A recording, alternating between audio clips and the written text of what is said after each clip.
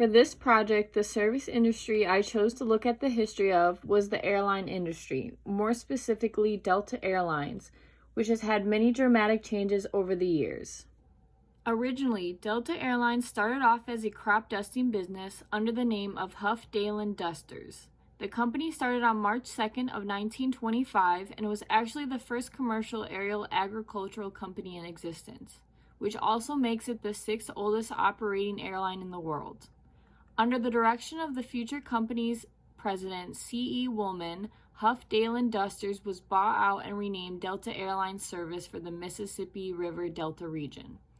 On June 17th of 1925, Delta Airline operated their flights in a Travel AS 6000B airplane, which only carried 5 passengers and the pilot. And then here's a quote from the first CEO of Delta Airlines, C.E. Woolman. He said, "No one person is an airline. An airline is a team.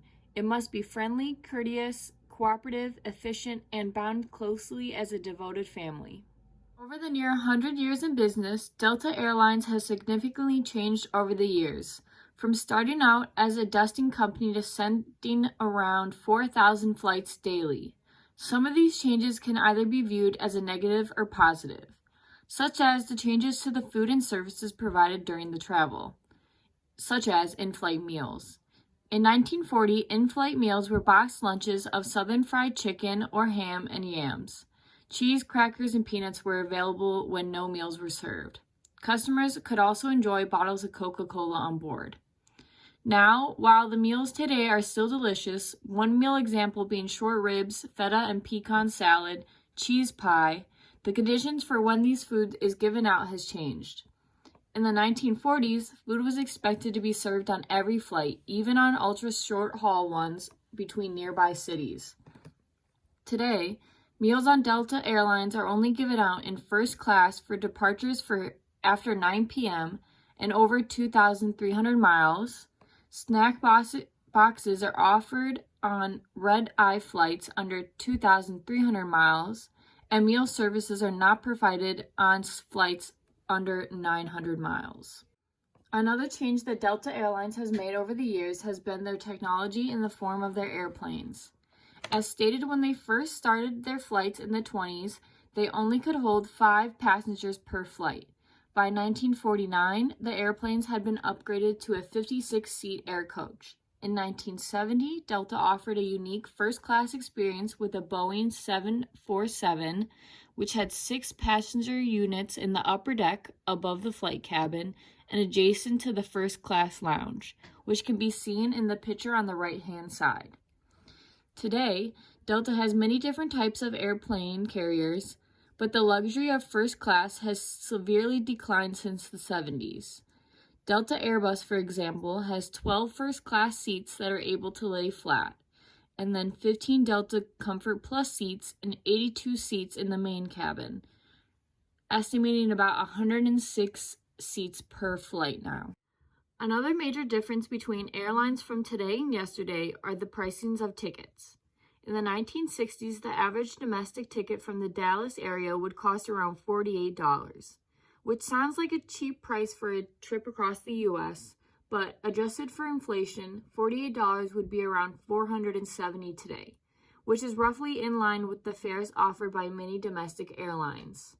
But the major difference comes when flying internationally. In 1970, a return flight between New York and London retailed for about $550. With inflation counted, that's around $5,350 in today's money. With low-cost airlines abound, tickets between New York and London can range from around $300 to $1,000 in this economy. So, in conclusion, flights today are much cheaper than they were 50 years ago, and consequently, flying is a much more accessible mode of transportation for the average person. Another aspect for comparison is the global markets.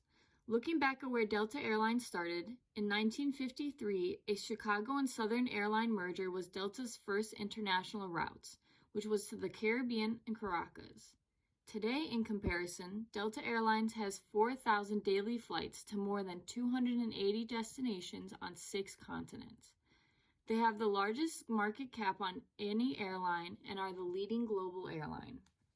The reason I think that Delta has been able to stay relevant and profitable for the nearly 100 years that they've been in business is due to their ability to stay innovative and always trying to achieve new firsts in the field. Here are some examples of the firsts they've had over the years, and this is only a small portion. In 1945, Delta is the first airline to fly living vegetable plants. In 1946, Delta is the first airline to fly nonstop from Chicago to Miami. In 1959, Delta was the first airline to offer complimentary meals on the discounted coach flights. In 1961, they were the first nonstop service from Atlanta to New Los Angeles. And then in 2023, they were the first major U.S. airline to introduce fast, free Wi-Fi for all partners with T-Mobile. Another reason the organization is still successful today is their ability to be all-inclusive and foster a sense of belonging among employees from diverse backgrounds. They are a great company to not only travel with, but also to work for. Delta is America's most awarded airline, and here are only a few of the many accolades that Delta was awarded in 2023.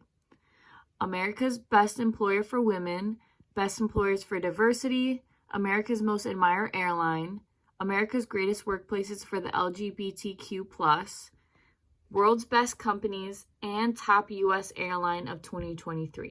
To end this presentation, I just wanted to include a little fun fact about Delta that I found interesting.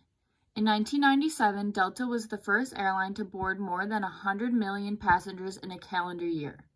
To the right, there is a photo of what about 1 million people look like in one setting. So that amount of people times 100 is beyond imaginable for me. Thank you for listening.